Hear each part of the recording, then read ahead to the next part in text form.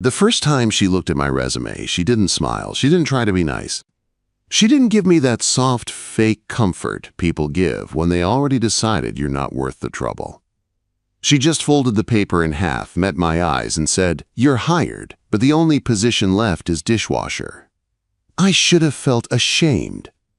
Instead, I felt my chest loosen for the first time in months, like someone finally opened a window in a room I'd been suffocating in. My name is Eli. I'm 34, and 6 months ago my life fell apart so fast I didn't even have time to brace. My wife of 7 years left me for a guy she worked with. The divorce papers weren't even dry when my company in Denver decided I was redundant. That was the word. Redundant. Like I was a spare part they could toss in a drawer and forget. I didn't fight. I didn't beg. I just packed what I had left into my beat-up 2008 Honda Civic. Clothes. A few books. A cracked coffee mug I couldn't bring myself to throw away. Then I drove east without a plan. Just a need to get far away from places that still remembered who I used to be. That's how I ended up in Ashmere, Massachusetts, a small coastal town where the air tastes like salt and seaweed, and the houses look like they've been standing their ground against storms for centuries. The streets are narrow. The fences are wooden and crooked. Lobster traps are stacked in front yards like they're normal lawn decorations. Seagulls scream overhead like they own the sky. Time moves slower here, and at first, that felt like relief. Then my savings started shrinking. I rented a room above a locksmith shop on the edge of town. It's small, smells faintly like metal shavings, and the radiator clanks so loud at night it feels like it's trying to scare ghosts away. I lived off instant noodles and cheap deli sandwiches, stretching every dollar until it almost didn't count. Every day, I walked through town with a stack of resumes in my jacket pocket. Every day, I heard some version of "no too old." Not local, not experienced enough. Not what we're looking for. Each rejection felt like a door slamming shut, and I was running out of doors. That Tuesday afternoon, I hit my limit. The sky was heavy with clouds and a cold drizzle that soaked you slowly, the kind that sneaks into your clothes and sits in your bones. I'd just been turned away from a hardware store. A guy in a flannel shirt told me they didn't need city types, and my boots squeaked as I walked out like they were mocking me. My stomach growled, but I didn't want to spend another $5 on food I couldn't afford. I wanted something warm, something cheap, somewhere to sit for a minute and not feel like a failure. That's when I saw it. The Drift Cafe. A small place tucked between a bait shop and a laundromat. A crooked wooden sign hanging over the door. A single string of fairy lights glowing in the window, like the place was trying to look welcoming, even on a gloomy day. The smell hit me before I even stepped inside. Coffee, syrup, butter. Something sweet like waffles. For the first time all day, I felt like I could breathe.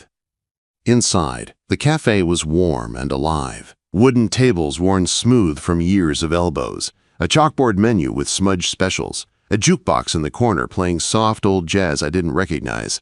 The windows were fogged from the heat, and the whole place felt like a little pocket of comfort trapped inside a cold town. There weren't many customers. 2 older guys arguing about fishing. A woman typing on a laptop in the corner. A man sipping coffee by the window like he had nowhere else to be. I stood at the counter, dripping rain onto the floor, my resume damp in my hand like a sad little flag. That's when I saw her. She was behind the counter wiping down a coffee machine that looked older than me. Wavy brown hair pulled back loosely, a few strands falling across her cheek. Eyes sharp, like she'd seen enough of life to know not to trust it too easily. But there was softness there too, like she still cared even if she didn't show it to everyone. She wore a black apron over a gray sweater. Her movements were steady and practiced, like she owned the rhythm of the place. I cleared my throat. "Excuse me," I said, voice rougher than I meant. "I was wondering if you're hiring." She didn't look up right away, just kept wiping the machine slow and deliberate. "We're not," she said, flat but not cruel. My chest sank anyway. "Sorry," I muttered, the familiar sting hitting hard. "Can I at least leave my resume? Just in case." She stopped. "Set the rag down." Then she turned and finally looked at me. Her eyes swept over me. The worn jacket. The faded jeans. The exhaustion I couldn't hide no matter how straight I stood. I held out the resume like it weighed 100 pounds. She took it. Her fingers brushed the paper, and that small touch felt like something I wasn't ready for. She scanned the page longer than I expected. Logistics work. Odd jobs. A gap where my life had cracked open. Then she folded it in half, looked up, and said, "I'm Mara." Her voice was calm, like she already decided something. "We've got a dishwasher position, morning shift. It's not glamorous, and it pays like it." I blinked, caught off guard by the sudden opening. "I'll take it," I said fast. Mara tilted her head slightly, like she was measuring me in a way my resume never could. Then she said casually, like she was commenting on the weather, "I usually don't hire men I like." I froze. My brain scrambled to figure out if I heard her right. If she was joking. If she meant something else. She didn't laugh. She didn't explain. She just gave me a small, unreadable smile that made my pulse jump. 7 tomorrow, she said, already turning back to the coffee machine. "Don't be late." I stood there for a second longer, heart thumping hard in my chest. I walked back out into the drizzle, and the cold air hit my face like a slap. But something had changed. I wasn't sure if I just found a job, or if I just stepped into a story that was going to ruin me in the best way. I barely slept that night. Not because I was excited about washing dishes for $6 an hour. Not because my room above the locksmith shop was loud, though the radiator did clank like it was trying to start a fight with the wall. I couldn't sleep because her words kept looping in my head. "I usually don't hire men I like." It was a strange thing to say to a stranger. It didn't sound like flirting. It didn't sound like a joke either. It sounded like a warning wrapped in a calm voice. By the time my alarm went off, it felt like I had only closed my eyes for a minute. I pulled on my cleanest jeans, a plain shirt, and the same jacket that still smelled faintly like rain. The streets of Ashmere were quiet at dawn, the kind of quiet you only get near the ocean. I drove with my windows cracked, breathing in salt air like it might wake me up. The Drift Cafe was already glowing when I pulled up, fairy lights in the window, warm light behind fogged glass. It looked like a safe place again, even at 6:45 in the morning. I opened the door and the smell hit me hard. Fresh coffee, waffles, butter. My stomach growled like it had been waiting for this. Mara was already there, tying her apron behind the counter. She didn't look surprised to see me. She didn't look happy either. Just calm, like she expected me to show up and wasn't going to waste energy praising me for it. "You're early," she said. I didn't want to give her anything to pick at, so I nodded. "Traffic," I lied. "There was no traffic." Mara pointed toward the back without even looking. "Sinks back there. Gloves under the counter. Don't break anything." That was the whole training. I walked into the back area and found the industrial sink, the kind made of metal thick enough to survive a war. Next to it was an ancient dishwasher machine that looked like it belonged in a museum. There were stacks of mugs and plates already waiting, like somebody set them up as a test. I pulled on the gloves and started scrubbing. At first, it was simple. Hot water. Soap. Scrub. Rinse. Dry. Stack. Then the work kept coming. Waffle plates covered in syrup. Forks sticky from jam. Coffee mugs stained dark at the bottom. The kind of mess that doesn't look like much until you're standing over a sink doing it for hours. My hands were strong from warehouse work back in Denver, but they weren't used to this. The hot water stung. The soap dried my skin. My shoulder started aching by 8:30. I kept my head down. I needed this job. Not just for money, for pride, for proof that I wasn't done. The cafe started filling up fast. I could hear it through the small pass-through window. Voices. Chairs scraping. The bell above the front door ringing every few minutes. Mara moved like she owned the chaos. She poured coffee with one hand while taking orders with the other. She called people by name like she'd been feeding them their whole lives. "Morning, Hank." "Same as usual." "Morning, Mrs. Caldwell." "Waffle with extra strawberries." She didn't smile much, but people smiled at her anyway, like they trusted her. I watched her in quick glimpses, catching her reflection in the coffee machine. Steady hands. Calm eyes. A woman who didn't fall apart no matter how busy the world got. I didn't know why that mattered to me, but it did. Around 9, the dishwasher made a horrible grinding sound and stopped. I stared at it, water dripping from my gloves. Of course, I muttered. I tried a few buttons. Nothing. Then I did what I always do when something breaks. I got under it. The back panel came off with 2 screws. The inside looked like a mess of old hoses and rusted parts. I twisted a knob, tightened a clamp, and restarted it. It groaned, shuddered, then started running again. I let out a breath. When I stood up, Mara was at the pass-through window watching me. Her eyes were unreadable, but her posture was relaxed, like she wasn't just checking if the machine worked. She was checking something else. "You fixed that?" she asked. I wiped my hands on a rag. It wasn't a big deal, just a loose clamp. Mara nodded once, like she filed that away. "Not bad, city boy," she said. City boy. It should have sounded insulting. But coming from her, it sounded like a nickname she didn't hate. I shrugged. Just trying not to get fired. "You won't," she said. Then she walked away like she hadn't just made my chest feel warm. The day kept moving. By noon, my arms were sore. My fingers were pruned. But the stacks of clean dishes were high, and the kitchen didn't look like a disaster anymore.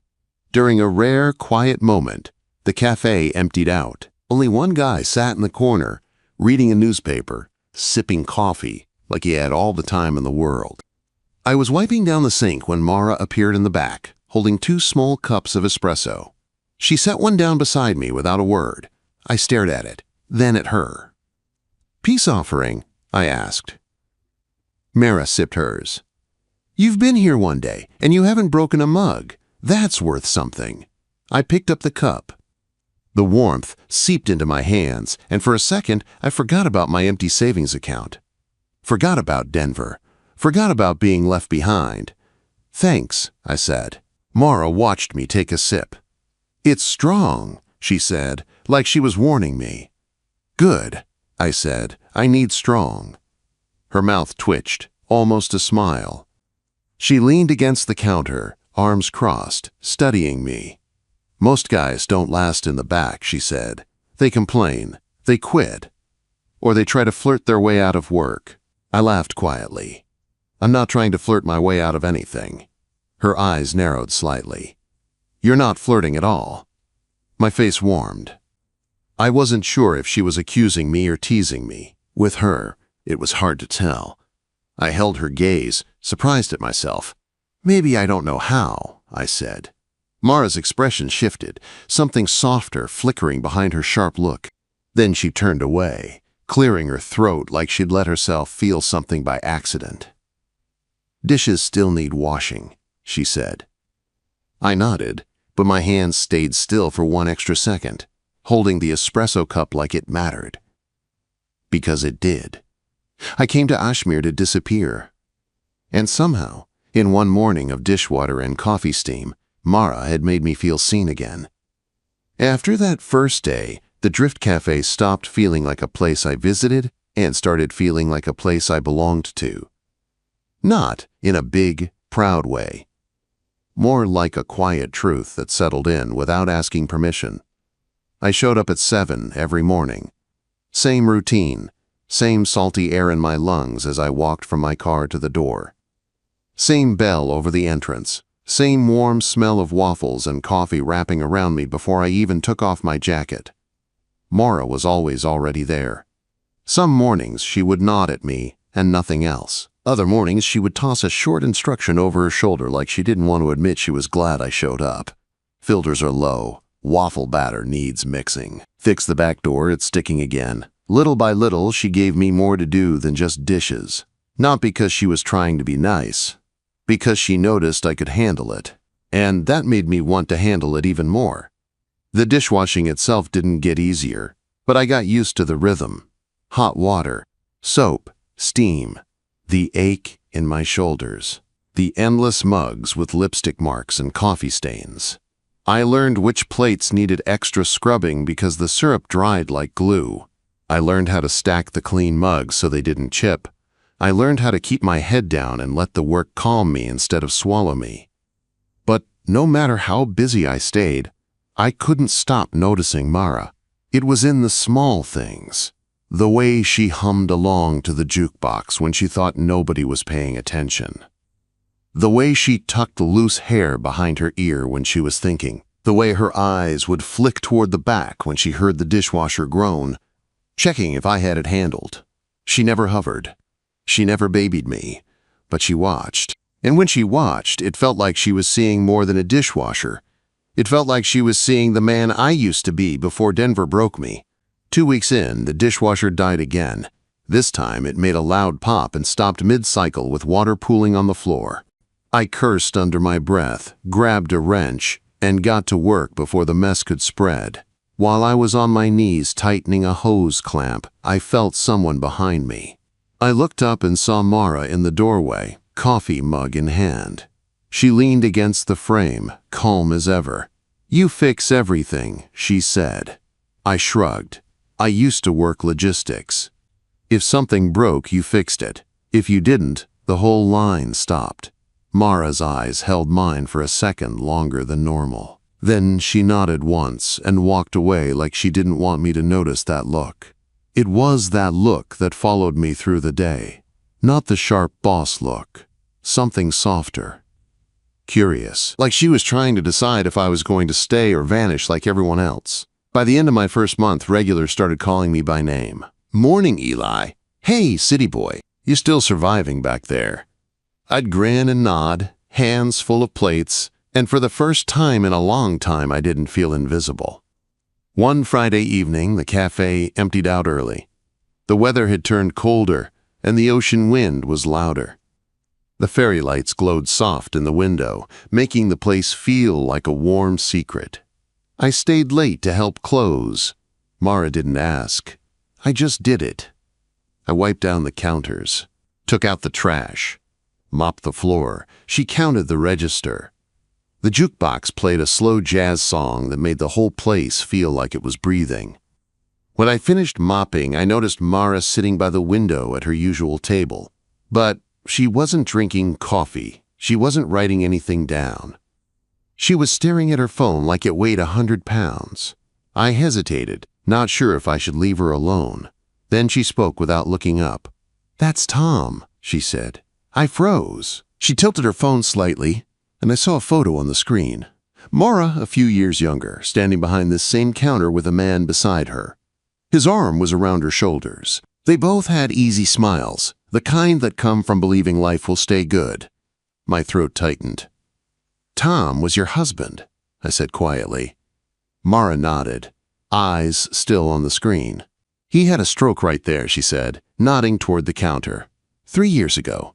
Dropped a tray of mugs and just went." Her voice didn't break. That scared me more than if it had. I set the mop aside and walked over slowly, like I was approaching something fragile. "I'm sorry," I said, and I meant it.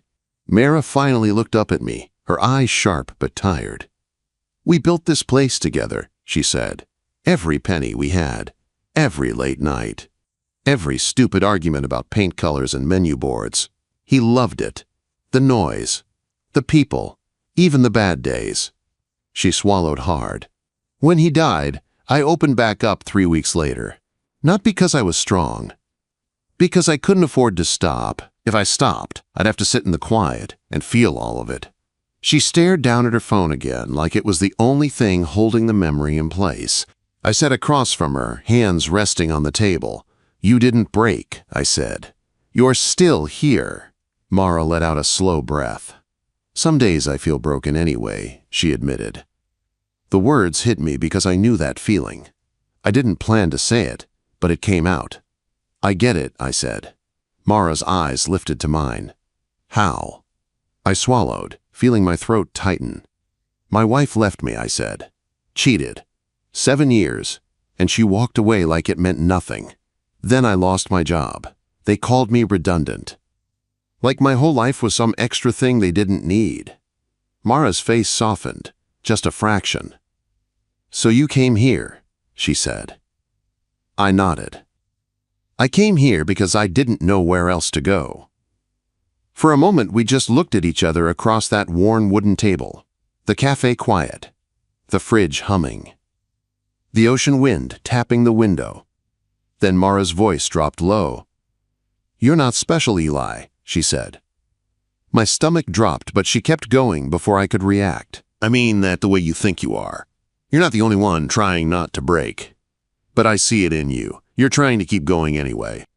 Her words were blunt, but they landed warm, like someone placing a hand on your shoulder instead of pitying you. I nodded, not trusting my voice. Mara's phone screen went dark, but she didn't turn it back on. She set it face down on the table like she was done looking at the past for tonight. Then, she surprised me.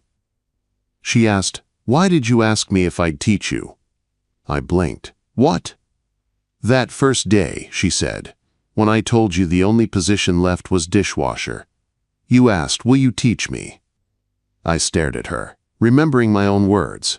I had said it without thinking, because I was desperate and tired and needed someone to show me how to survive again. I shrugged, feeling heat creep up my neck. "Because I didn't want to fail," I admitted. "And you looked like someone who doesn't fail." Mara's eyes held mine, and something in the air shifted. "I fail all the time," she said softly.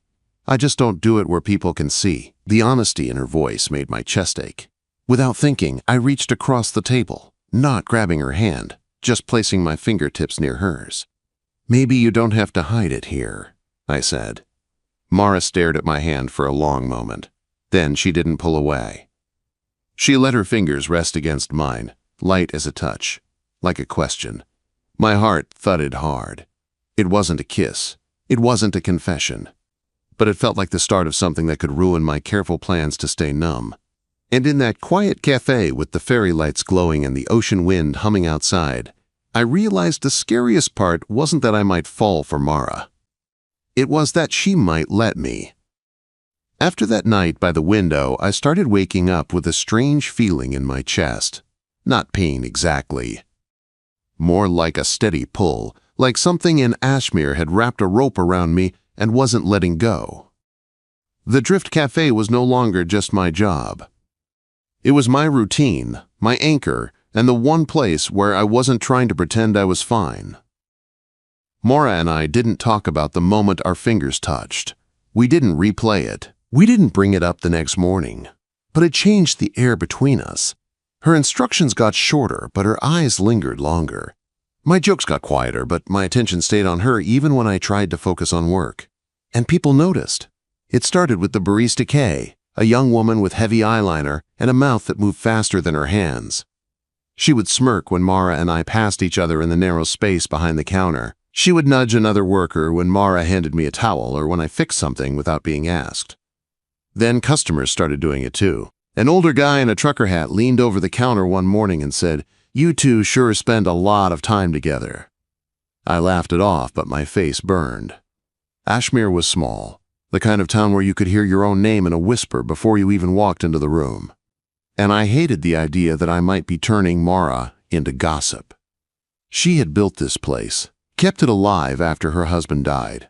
The Drift wasn't just a cafe, it was her survival. I didn't want to be the reason anyone looked at her like a story. So one night after closing, when the last chair was flipped on the last table and the fairy lights were the only glow left, I said the thing I'd been swallowing for days. Maybe I should quit. Mara froze with the cash drawer open in front of her. Bills fanned out in her hands like she was mid-count and suddenly forgot what numbers were. She didn't look up right away. "Why?" she asked, voice flat. I swallowed, staring at the floor like a kid about to confess something stupid. "People are talking," I said, "about us." "I don't want to make it harder for you." Mara set the bills down slowly and finally looked at me. Her eyes were sharp, not angry, just tired of the world's opinions. "If I let gossip decide who I keep around," she said, "I'd have nothing left." I shifted my weight, feeling shame in my chest. "It's your place, Mara. You shouldn't have to deal with that because of me." Her jaw tightened. Because of you, she repeated. Like you think you're the problem. Then she surprised me. She stepped closer, stopping right in front of me, close enough that I could smell coffee and cinnamon on her. "You're not messing anything up, Eli," she said. "You're keeping it together more than you know." Those words hit me hard because they were the same words I wanted to hear back in Denver when everything collapsed. But right after she said it, I saw something shift in her face. Like she realized she was letting herself get too close. And that's when the distance started. The next few days, Mara stopped lingering after closing. No more quiet talks by the window. No more espresso cups placed beside me with a look that meant more than the drink. She stayed professional, fair, calm, but the warmth was gone. And that was worse than being rejected. I kept my head down, scrubbed dishes until my hands were raw, and tried to pretend it didn't matter. Tried to pretend I didn't feel the empty space she left in the room when she walked away too quickly. Then on Monday morning, she didn't show up at all. My phone buzzed at 6. "Mom's in the hospital. Handle the cafe," that was it. No extra words. My stomach dropped. I'd never opened the Drift without her. I didn't know all the numbers, all the supplies, all the small decisions she made without thinking, but I also knew this was bigger than my fear. So I unlocked the door, flipped on the lights, and started the coffee machine. The bell rang as customers came in, and I forced my hands to move. Orders, waffles, coffee, clean plates, refill cream, restock napkins. It was chaos. The espresso machine jammed twice. I burned one batch of waffles because I forgot the timer. A customer complained about his coffee being too weak and I wanted to throw the mug at the wall. Kay helped, but she wasn't Mara. Nobody was. By the end of the first day, my feet ached and my head felt full of noise. I locked the door and stood there in the quiet, staring at the tables, feeling the weight of how much Mara carried every day without anyone clapping for her. The second day was worse. The milk delivery was late. A pipe under the sink started leaking again. A regular asked where Mara was, and when I said hospital, his face softened like he finally remembered she was a human being. At night, I went home to my room above the locksmith shop, but it didn't feel like rest. It felt like waiting. On the third day, I opened the cafe and kept it moving again, even though my arms were heavy and my patience was thin. Then the door opened. Mara walked in. Her hair was messier than usual, pulled back but loose strands falling around her face. Her eyes looked tired, not from sleep, but from worry. Her sweater hung on her shoulders like it didn't belong there. She stopped in the doorway and looked around the cafe like she was seeing it for the first time. The tables were clean. The coffee was brewing. Customers were laughing softly. The Drift was alive. Mara's eyes found mine. For a moment, neither of us spoke. Then she walked closer, slow, like she was afraid she'd fall apart if she rushed.